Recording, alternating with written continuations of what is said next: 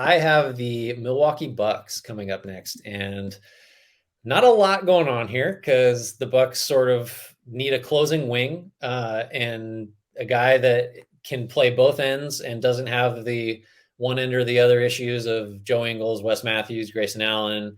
Pat Connaughton is probably the most complete guy at that position, but he feels more like a six man, or he's not someone I think you want out there necessarily as your fifth closer if you can help it. Obviously, none of this matters if Chris Middleton is not healthy. So they're obviously buyers. I think probably the most likely things that they can trade to try to fill this need are Grayson Allen.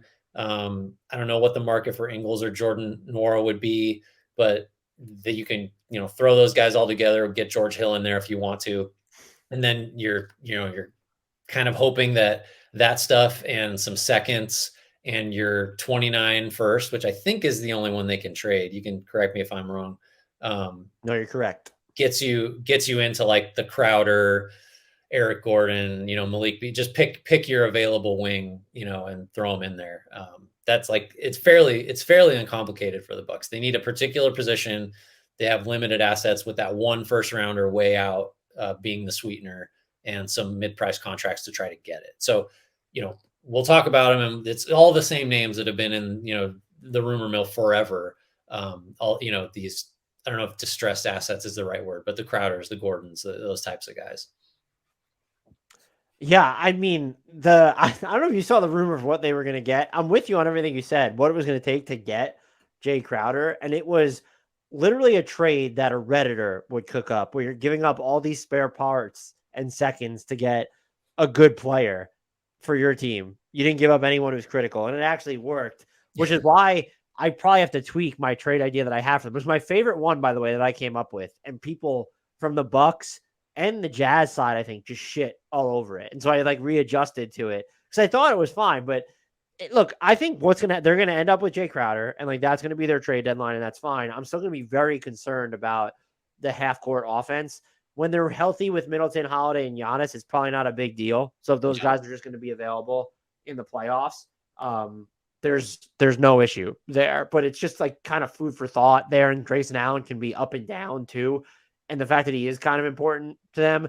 And it's just like, even by acquiring a Jay Crowder, have you solved the issue of, well, that's our fifth closing guy? Because Brook Lopez, Giannis, Jay Crowder, Drew Holiday, and Chris Middleton sounds really good in theory, but you could be hard up for shooting pretty quickly in a lineup, depending on what type of run Jay Crowder is on. And I think they feel a little like not bigness. I guess they are big. They feel a little big and a little slow. And I think you're probably going to need then Middleton or Crowder to guard somebody that can really score that's quicker than they are, because you're going to use Holiday on whoever the most dangerous opposing scorer is, sometimes up to like power forward even. But then I don't know. Crowder's kind of a wild card because like everybody trots out how like he's been on two finals teams back to back, different teams, and he's a playoff guy and he can make an open three.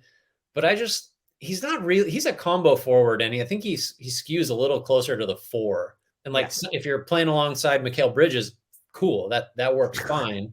But like I don't know that. I do know that Middleton is not that level of defender like Bridges is, and there's just going to be someone that Crowder is going to be a little bit, hard pressed to kind of hang with, especially if it's like a quick shifty, trying to think who they would even face potentially. Like, I don't know. But yeah, that's the idea is like, there are question marks, I think, for me with him, even if I think we probably agree he's on like, there's two or three guys that the Bucks should target and he's one of them. And look, if you're going to get him for what it was, Jordan Nwora and George Hill and it was and seconds. And then what was the other? It wasn't Grayson Allen even. What was the other salaries that were involved in that? I can't remember. I mean, your trade is. Ibaka was in there. So like that, like was Wesley Matthews in there? Like what the heck here? So my trade idea for them is, I don't know how to frame this because I think I need to give the adjusted one first based off of like, I came up with this trade idea before the Jay Crowder rumor. So this was my trade idea. Milwaukee gets Malik Beasley, Jay Crowder, a 2020 second round pick from Phoenix, and a 2027 second round pick from Phoenix. The Suns get Jared Vanderbilt and Joe Ingles. The Jazz get Grayson Allen, Marjon Beauchamp, George Hill. The Bucks is 2029 first round pick. Top 8 protection. You could loosen it, but it turns into a 2029 second if not conveyed. However, after hearing, and I was uneasy, I wrote about this, how like giving up Joe Ingles kind of feels not great in this deal because Malik Beasley and Jay Crowder don't give you a ton of half court creation, but I actually would pick either one of them to close games over Joe Ingles in that scenario. And Joe Ingles would be weirdly helpful to Phoenix. Well, not weirdly helpful. He could be helpful to Phoenix. But now that you have the rumor out there of, okay, well, this is what it costs to get Jay Crowder, the new deal I have is the Bucks get Malik Beasley and Jay Crowder. The Suns get Vanderbilt, George Hill, and Serge Ibaka. The Jazz get Grayson Allen, Jordan Nwora, Marjon Beauchamp, Wesley Matthews, and then that 2029 first round pick. And I'm wondering if Bucks fans even say like that's too much, just because it seems like they get Jay Crowder for spare parts. But if it's costing you a first round pick and that first round pick and Marjon Beauchamp to get Malik Beasley and Jay Crowder, that feels like an absolute home run, especially if in this scenario you are keeping Joe Ingles, which it seems like they would like to do. But that was the trade idea I came up with them because I think that they need more. Then I don't think they need more. They could still win the title, but if I wanted to sort of solidify their status as one of the, let's say, 2 most likely teams to win the title, a Malik Beasley, Jay Crowder acquisition just feels like it does that. And you have Beasley's under team control next year, and you could re-sign Jay Crowder if you really want to. I agree. I love that from the Bucks side. I just bump on the Jazz giving up Beasley and Vanderbilt basically, and the premium asset is a 2029 first. Like that's way out. I don't know why. I just think that they might. I feel like between those two guys, it should be a first and like at least one. I guess maybe Beauchamp is that guy, but at least one other thing that like really is a high end asset. It's not. That's the only side I bump on. I think everybody else is like getting Vanderbilt to Phoenix. I really like it. And I just don't. I thought, would they give up? Could they just protect the hell out of this year's first round pick? Would they give that up, Jay Crowder and that for Vanderbilt?